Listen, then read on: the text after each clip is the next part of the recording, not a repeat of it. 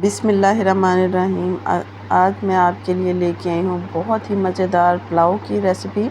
वैसे तो ये अफ़गानी पुलाव है, बहुत से लोग इसको बनाते हैं लेकिन उनको कुछ मुश्किल तरीका लगता है, लेकिन मैं आपके लिए लेके आई हूँ बहुत ही आसान और बहुत ही ज़बरदस्त सा तरीका। अस्सलाम वालेकुम व्यूअर्स, खुश रहें आबाद रहें। चले जी रेसिपी स्टार्ट करते हैं।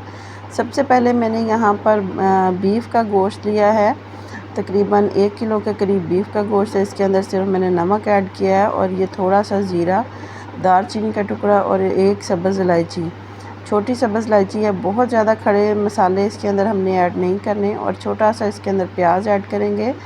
सिंपल तरीके से बनता है ये, बहुत ज़्यादा इसके अंदर स्पाइसेस यूज़ नहीं होते और ना ही हम भी इसके अंदर स्पाइसेस यूज़ करेंगे। पानी इसके अंदर ऐड करेंगे, तकरीबन 1 से 1.5 किलो के करीब पानी ऐड करेंगे। अब इसको रखेंगे हम चूल्हे के ऊपर और अच्छी तरीके से इसके अंदर जब उबाल आना शुरू हो जाएगा तो ये ऊपर से एक मखसूस किस्म की झाग आना शुरू हो जाती है। ये अक्सर बीफ के ऊपर ज़्यादा आती है, तो चम्मच की मदद से या छन्नी की मदद से ये ऊपर से आप सारी रिमूव कर लें। गलने के लिए तकरीबन 45 मिनट के लिए इसको रख देंगे। ये प्रोसीजर जो है आप कुकर में भी कर सकते हैं, जल्दी हो जाएगा क्योंकि हमें सिर्फ इसकी यखनी चाहिए, इसके अंदर और मसाले नहीं ऐड करने। यहाँ पर हमने लिया है सेला चावल।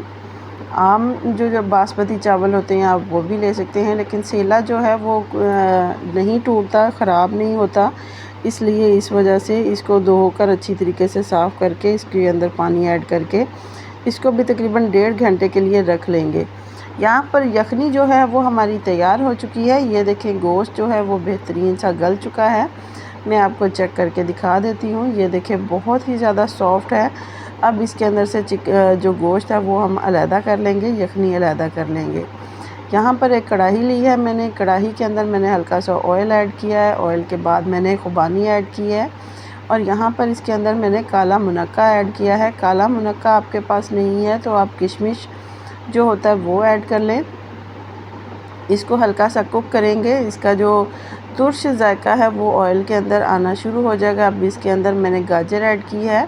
गाजर मैंने हाथ की मदद से काटी है, थोड़ी सी बड़े साइज़ में, और जो गोश्त था वो अलहदा करके रखा था वो भी मैंने इसके अंदर ऐड कर दिया है। अब इसको हम भून लेंगे ताकि खुबानी का और जो मुनक्के का जो तुर्श जायका है वो भी इसके अंदर आना शुरू हो जाए। और सिंपल इसके अंदर मैंने सिर्फ गरम मसाले का पाउडर ऐड किया है। इसके अंदर ऐड करने के बाद इसको हम अच्छी तरीके से भून लेंगे मीडियम स्लो फ्लेम पर, ताकि ये जो मसाला है वो गोश्त के अंदर अच्छी तरीके से जज़्ब हो जाए। आगे चलते हैं हम अपने अगले स्टेप पे। यहाँ पर मैंने ऑयल लिया है। ऑयल के बाद जो यखनी में हल्का सा प्याज था उसको भी मैंने छाननी के साथ छान के इसके अंदर ऐड किया है। 5 से 7 इसके अंदर मैं सुरख मिर्च ऐड करूँगी।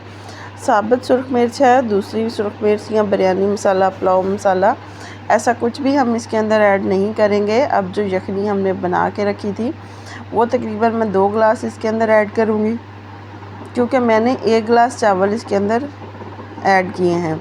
अब जो मेरे चावल थे वो सोख हो चुके हैं, उनको मैंने पानी इनका गिरा के अच्छी तरीके से निचोड़ के वो भी मैं इसके अंदर ऐड कर दूँगी। जैसे ही पानी के अंदर उबाल आता है हम हल्का सा इसको दम दे देंगे ताकि जो इसके उबाल है वो आना शुरू हो जाए।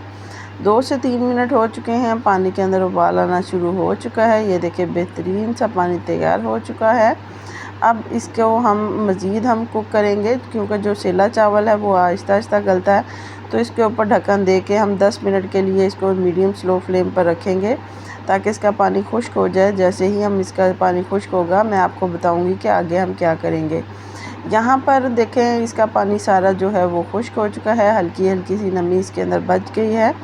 अब हम इसके अंदर जो हमने गोश्त भून के रखा था वो सारा हम इसके अंदर इसके ऊपर हम फैला लेंगे और इसको हल्का हल्का मिक्स कर लेंगे। सारा का सारा बेहतरीन से तरीके के साथ इसके अंदर मैंने मिक्स किया है। ये देखिए यहाँ पर मैंने इसके अंदर मिक्स कर देना है। अब इसको मज़ीद मैं 3 से 4 मिनट के लिए मैं दम दे दूँगी। ये देखें बेहतरीन सी मिक्सिंग हो गई है। अब हम इसको दम देंगे बिल्कुल स्लो फ्लेम पर इसको हम दम देंगे। दम देने के लिए मैंने एक कपड़े का यूज़ किया है, उसको मैंने गीला करके इसके ऊपर रख के इसका मैंने दम दे दिया है। 5 से 10 मिनट हो चुके हैं। ऊपर से ढक्कन मैंने उतारा है। ये देखें बेहतरीन से खिले खिले से चावल तैयार हो चुके हैं, बिल्कुल भी इनके अंदर नमी नहीं है, बहुत सॉफ्ट गोश्त के साथ, चावल के साथ ये पुलाव तैयार हुआ है। अब हम इसको अपनी डिश में निकालेंगे। बहुत ही ज़्यादा मज़ेदार, बहुत ही ज़्यादा सिंपल से तरीके के साथ हमारी ये रेसिपी तैयार हुई है। बिल्कुल भी इसके अंदर ज़्यादा इंग्रेडिएंट या मसाले नहीं हैं। आप इसको बनाएं, आपको ज़रूर पसंद आएगी। आप इसको अफ्तारी में बनाएं, आप इसको ईद पर बनाएं। बहुत ही ज़्यादा मज़े की ये रेसिपी बनती है। इतना टेस्टी ये पुलाव बीफ पुलाव के साथ बनता है कि मैं आपको बता नहीं सकती। मैं अक्सर यही वाली रेसिपी बनाती रहती हूँ, सब बहुत शौक़ से खाते हैं। बड़ों के साथ साथ बच्चों को भी ये बहुत ज़्यादा पसंद आएगी, क्योंकि ये बिल्कुल भी स्पाइसी नहीं होती, बहुत टेस्टी की होती है। और इसमें किशमिश और खुबानी का हल्का सा तुर्श भी साथ में आता रहता है, इसलिए ये बहुत ही ज़्यादा मज़े की है। अगर आपको मेरी ये रेसिपी पसंद आए तो प्लीज़ इसे लाइक करें, शेयर करें, मेरे चैनल को सब्सक्राइब करें। अल्लाह हाफ़िज़।